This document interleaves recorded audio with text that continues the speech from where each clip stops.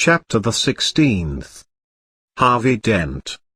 It was Quirrell, oversized cowboy hat and all. "Quirrell!" gasped Harry. "Thank the gods you're here. Snape's down here somewhere and he's trying to steal the bone. Hurry! Let's find and catch him, not a moment to lose." Quirrell just smiled. His face wasn't twitching at all. He said calmly, "I wondered whether I'd be meeting you here, Potter. But, Snape, come on, let's go." Quirrell laughed, and it wasn't his usual quivering tremble, either, but a cold, sharp and very high-pitched screech. Yes, Severus does seem the type, doesn't he?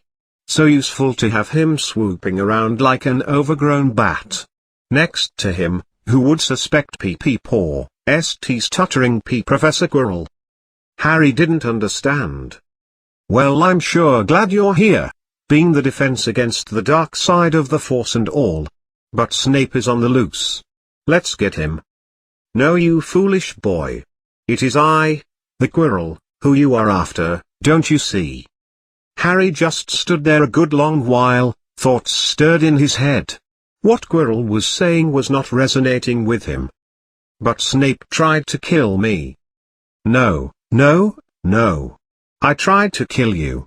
And I would have gotten away with it too if you weren't so lucky to have that Slytherin child break your fall. I'd have done it much sooner if Snape wasn't yelling out the counter curse trying to save you. But I knew I would win out in the end. It was only a matter of time anyway, a wasted effort. Just a shame that Slytherin boy was there when it happened. "What do you mean Snape was tried to save me?" "Of course," said Quirrell coldly. "Why do you think he fixed it so that Madam Hooch would win the wizard's lottery? He wanted oversight and make sure I couldn't pull the same trick again. That's why he hounded you all year." "Funny, really? I could have killed you any time I wanted during the year. It would have been so easy to do and so many different ways. But I wanted to torment Snape and really milk that experience with him, so I've held off in doing so. Oh, don't you worry, I've enjoyed it greatly. But alas, I'm going to kill you tonight." Quirrell did some stretching. Then he winked. At that moment, ropes sprang out of thin air and wrapped themselves tightly around Harry. Harry had seen this movie before and didn't like where it was going. He recalled the time he snuck a peek at 50 Shades of Grey from outside the Drubbles-Nort's living room window when Uncle Vern and Aunt Petunia thought he was asleep. "You're too meddlesome to live, Potter. Scurrying around the school like you own the place, at all hours of the day and night. For all I knew you were trying to get the bone for yourself. Wait, it was you let that troll in on Halloween?" "Darn tootin'," he said with a point of his finger. "While everyone else was running around like a mad mob, I was busy sneaking up to the 3rd floor to see what was behind door number 1. Snape, who already distrusted me, headed for the 3rd floor as well to confront me if I showed up, but I caught sight of him already in front of me heading towards the stairs. I ran up behind him and pushed him over the banister. Scraped up his leg pretty bad on the suit of armor he landed on. Don't think he ever saw me do it, but I think he had his suspicions. Such an odd fellow, didn't even bother to heal himself for weeks after. Must have thought the culprit would feel guilty or something and come clean. But I just found it amusing that he suffered much longer than he should have. Anahos, wait quietly, Potter. I need to study this peculiar door." It was only then that Harry realized what was erect behind Quirrell. It was the Dumbledore of all things. "This door is the final solution to uncovering the bone," Quirrell mumbled, tapping his way around the frame. "I suppose Dumbledore came up with this. But he's in London. I'll be far, far away in Switzerland by the time he gets back. All he'll find here is a pool of blood and whatever's left of you, of course." He looked back at Harry as he said this, then walked around to the other side of the door. Quirrell stepped through the back and appeared on Harry's side like stepping through a stargate. He turned towards the door once more and stared. "All I see is myself killing you, Harry. It's particularly gruesome and certainly giving me ideas. But where is the bone? I don't understand. Hold on, hold on. But Snape always seemed to hate me so much. Oh, he does, said Quirrell casually. Absolutely, yes. We've had loads of drunken discussions about which students as teachers hate the most in the staff room.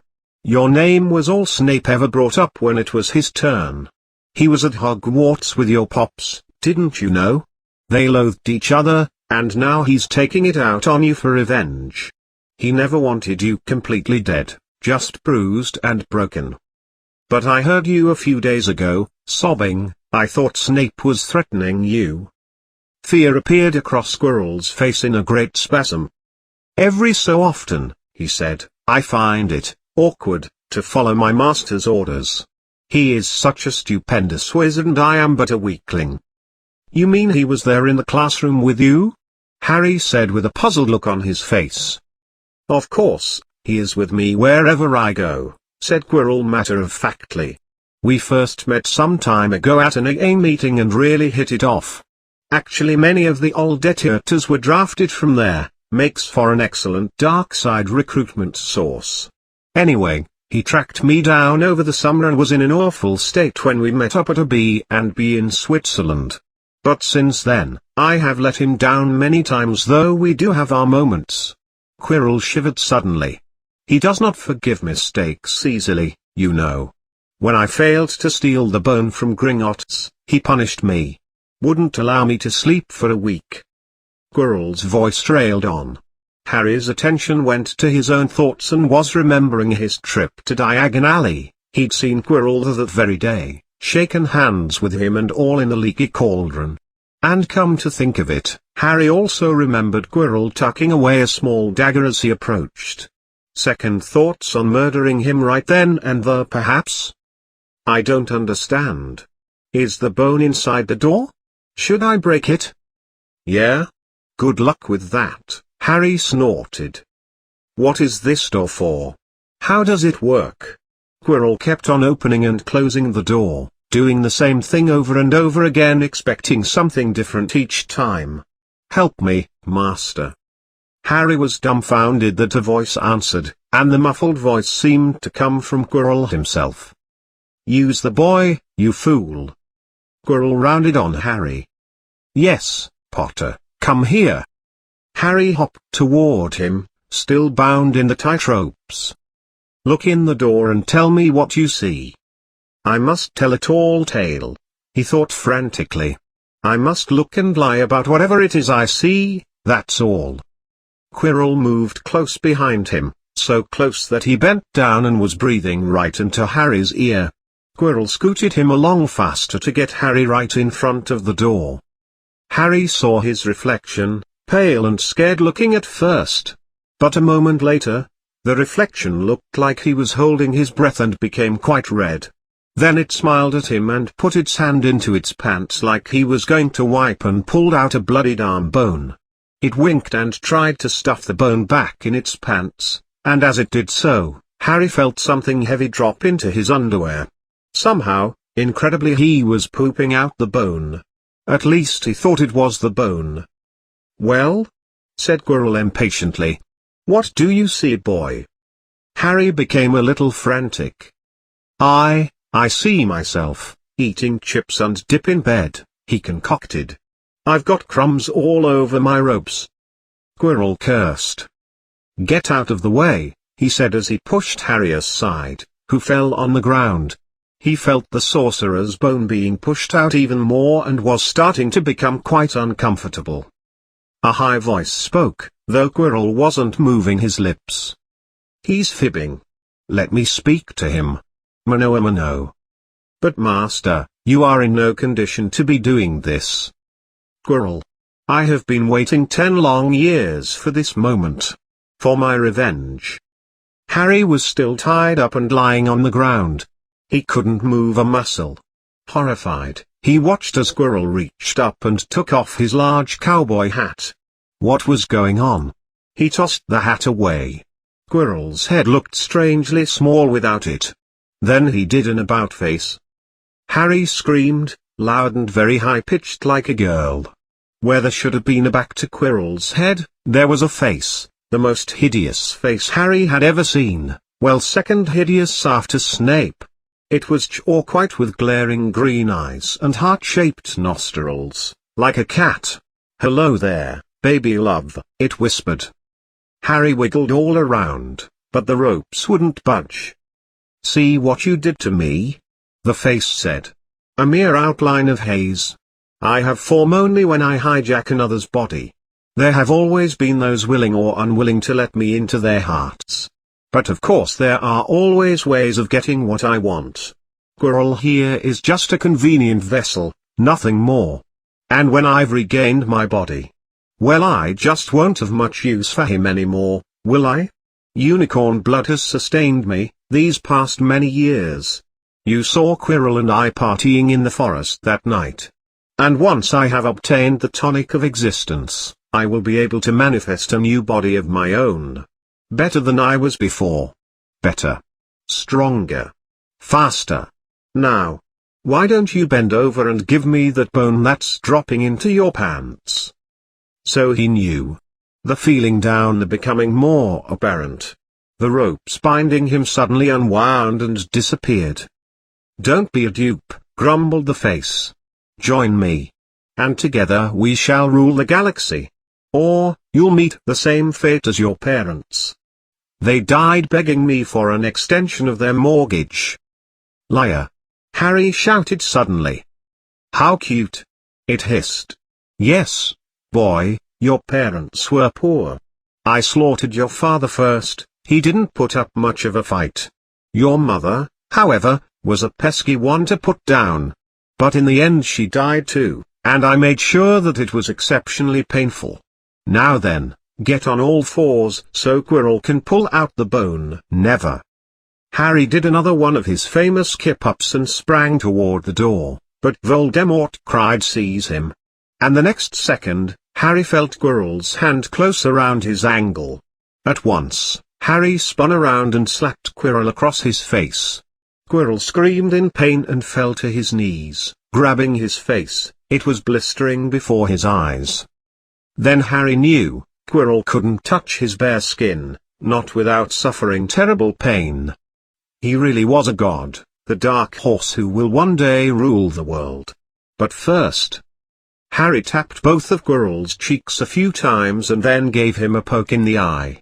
Quirrell screamed and wiggled in pain, but like a frog not knowing the water was starting to boil around it, the pain in Harry's smiley face scar had been building up unbeknown to him as well.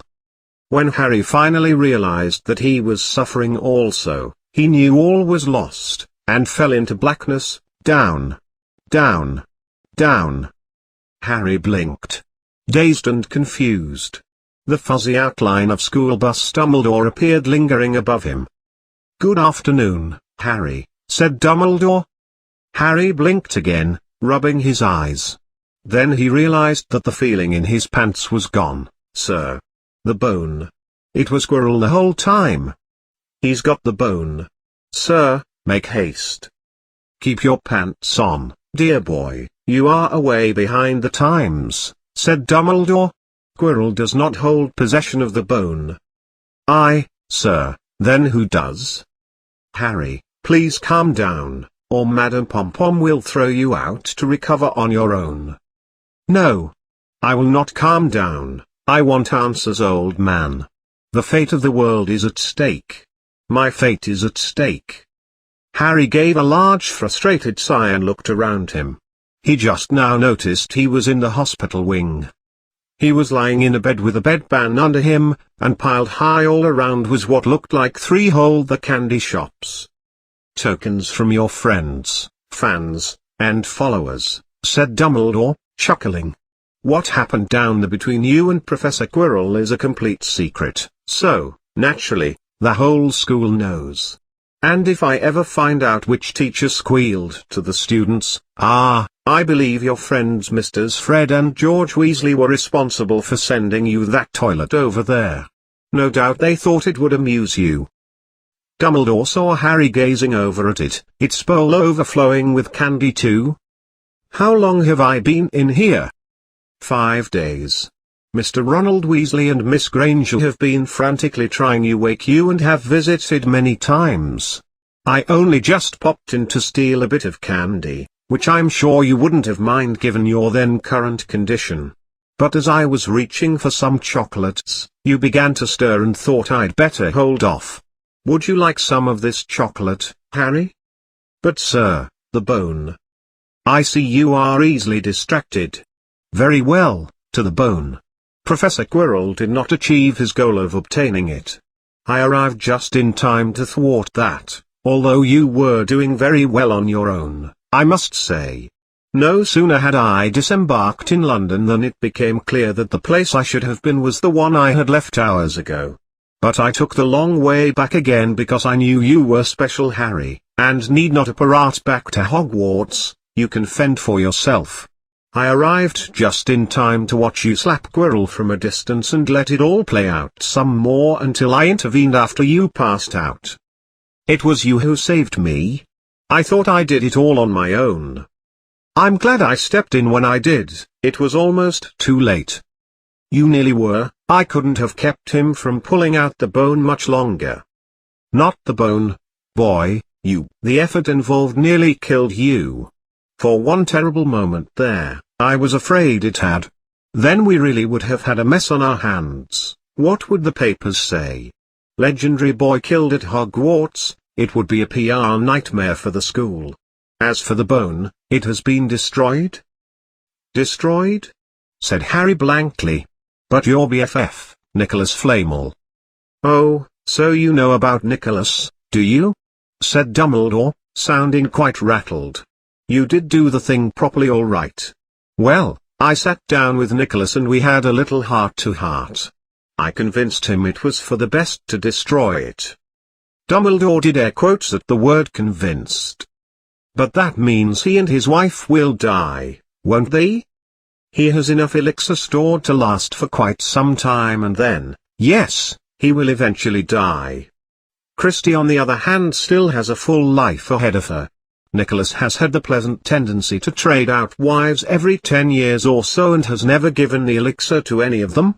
Always kept it for himself, so nothing changes for her, really. Dumbledore smiled at the look of jealousy on Harry's face. Harry leaned back and put his hands behind his head, lost for words. Sir? Said Harry eventually. I've been pondering, even if the bone's gone, volume, I mean, you know perfectly well who I'm talking about. Call him by his real fake name, Harry, Voldemort. Always use the fully proper name for things. You don't want to offend anyone. Plus it's just so silly to avoid saying the name of something we all know exists. Yes, sir. Well, Voldemort's going to take a stab at other ways of coming back, isn't he? I mean, you didn't kill him once and for all down there, did you? No, Harry, sadly I did not. He is still out there somewhere, biding his time. By not being truly alive, he cannot be killed. He left Quirrell to die. He shows just as little mercy to his followers as his enemies, so at least he's consistent. You have to give him that. Nevertheless, Harry, while you may only have delayed his return to power, if he is delayed again, and again, say around the end of the school term each year for the next 6 years, he may never return to power.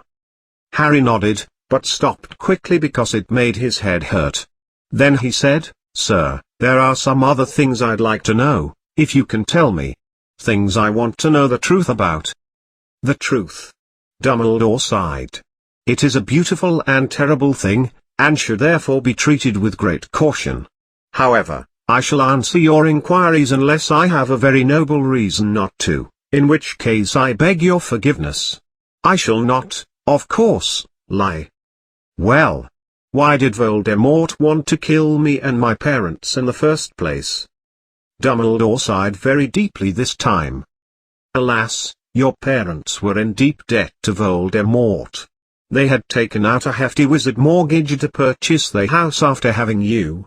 But little did they know that the business they signed with was a front for Voldemort's criminal activity. And when they fell on hard times and couldn't pay up, Voldemort took it upon himself to personally get revenge for failing to pay. He enjoys that sort of thing, you know.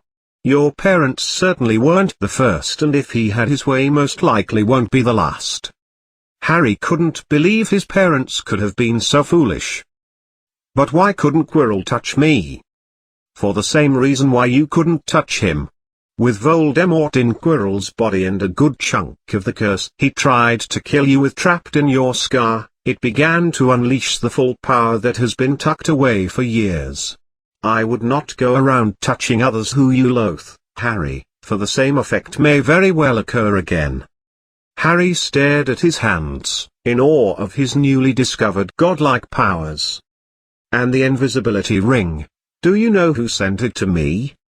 Ah, that I do have a theory on, but will not disclose who that may be until Book 3.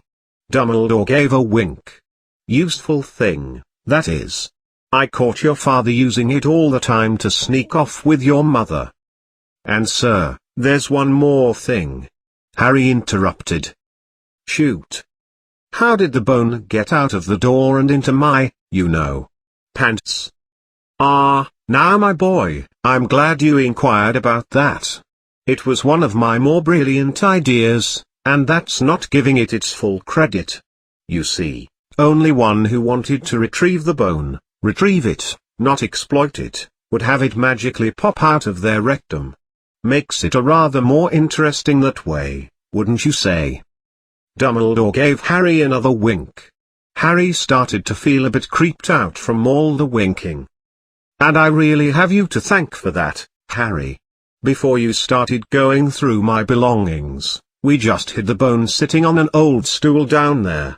Had you not found my family's door, Voldemort would have the bone in hand and off in Switzerland at this very moment. It was this one last obstacle that stopped him. And it all has to do with my ingenious addition. My brain surprises even me sometimes. Now, enough with these questions. I suggest you start gorging on these many sweets. So much to eat and so little of the school year left, you know. Ah. Betty bots every flavor beans. I was unfortunate enough in my formative years to come across a vomit-flavored one, and since then I'm afraid I've been traumatized by the experience, but I think I'll be safe with a nice toffee one. He smiled and popped the golden brown bin into his mouth. Then he choked and said, alas. Vomit again. Drat. Then he fainted to the floor with a very unsettling look upon his face. Madame Pompom the nurse came busting in when she heard the thumping sound of Dumbledore hitting the floor and shrieked in horror to see such a sight. Ron and Hermione came in later in the day. Just 5 minutes, guys, Harry pleaded. I need my rest. Hermione looked ready to fling her arms around him, but Harry held up his hand and motioned her to stop. Oh, Harry, we weren't sure you were going to. Dumbledore was so worried. Hey, speaking of, what happened to him? Hermione spotted Dumbledore still out cold in the bed next to Harry. Oh. Poisoning, Harry replied. Anyway, the whole school's talking about it, said Ron. Everyone's forming their own theories, so what really went down? I have big money riding on you killing Quirrell single-handedly. It was one of those occasions when the true story wasn't all that wild. Harry told them everything, Quirrell, the door, the bone, where it came out, and Voldemort. When Harry told them what was under Quirrell's cowboy hat, they both laughed out loud. So you just passed out? Right when it was all going down? Said Ron at the end of Harry's recount. That's what Dumbledore told me. I guess in the end I didn't really do all that much, really. I mean, if anything, I put the whole operation in jeopardy, didn't I? Had I not shown up, Quirrell would have never come so close to getting the bone, it would still be trapped in the door. Ha ha, oh my gosh, you're right. Hermione gasped. So what happened to you two? Said Harry. Well, after your bold approach to just drinking any old potion, said Hermione, Dumbledore came waltzing in after I continued to think about it for a few minutes. He instantly said I should take the blue one, which I did, and it sent me back into the previous room. I brought Ron around after smacking him upside the head a bit, that took a while, and made it back to the pit room.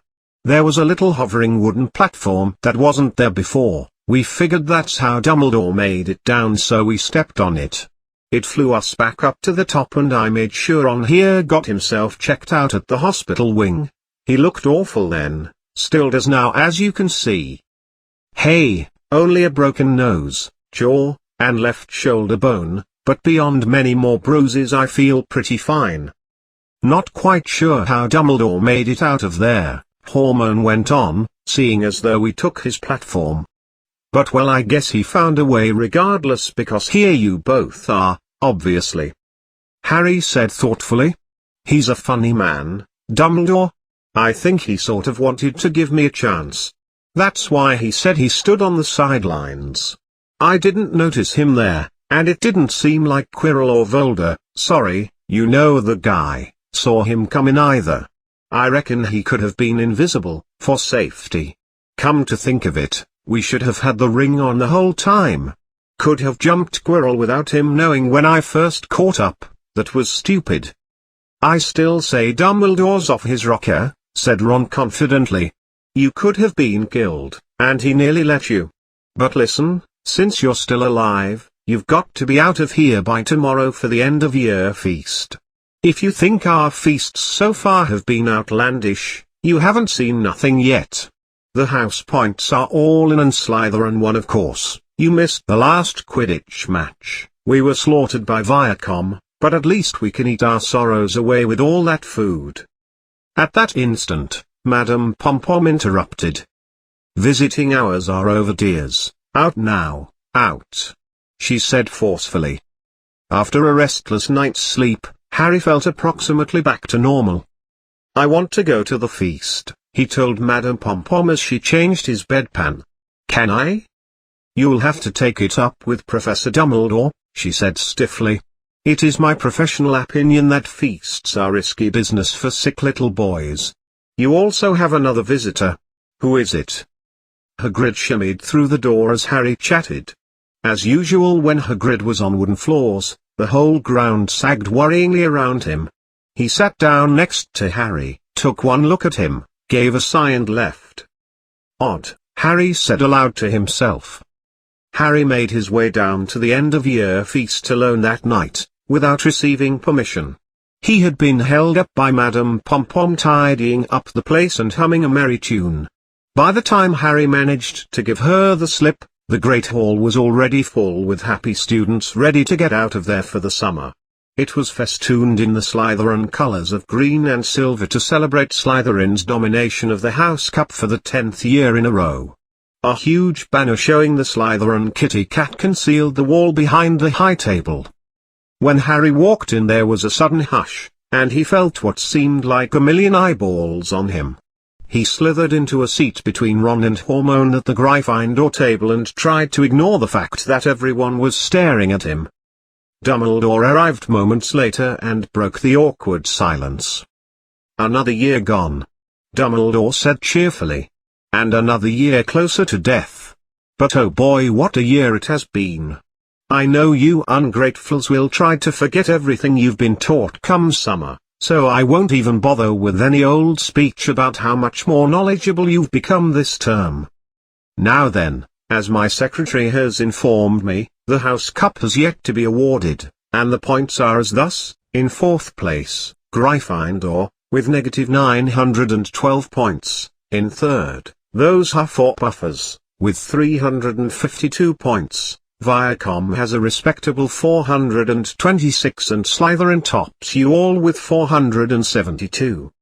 A thunderous applause and stomping of feet broke out from the Slytherin table. Harry could see Draco Malfoy banging his goblet on the table and looked like an idiot. Yes, yes, well done, Slytherin, said Dumbledore. However, hot new happenings must be taken into account. The room went very still. The Slytherins went quiet but still had huge smiles on their faces. Ahem, said Dumbledore. I have a few 11th hour point adjustments to dish out. Let me think. Yes. Firstly, to Mr. Ronald Weasley. Ron went purple in the face, he looked like a radish with a bad sunburn. For the worst played game of Diedrich Hogwarts has seen in many years, I take away 20 points from Gryffindor House. Slytherin cheers erupted once more and nearly brought down the bewitched ceiling, the stars overhead seemed to quiver. Soon there was silence again, Ron slid under the table in shame. Second, to Miss Hormone Granger. For the use of school-learned knowledge applied to practical, real-world applications in the heat of the moment, I award Gryffindor House 5 points. Hormone gave a faint smile. A handful of Gryffindors gave unenthusiastic claps. Dumbledore went on, Hardcastle McCormick. Where are you? Ah, you are relieved of your duty as second-in-command headmistress for failure to take corrective action when a threat against the school was brought to your attention. I am disappointed in that you did not take such a thing seriously. You may remain on staff but will take an 18% cut in pay. Professor Hardcastle McCormick gave an annoyed look. There was moderate cheering amongst the students. And now the moment we've all been waiting for, to the famous Mr. Harry Superfly Potter, said Dumbledore. The room went deadly quiet. For breaking numerous school rules and ignoring direct orders from his professors, I nonetheless award Gryffindor House 10 million points. A nuclear blast exploded from all house tables besides Slytherin. Many of the windows along the walls shattered from the noise and several students would pay Madame Pom-Pom one last visit later for popped eardrums.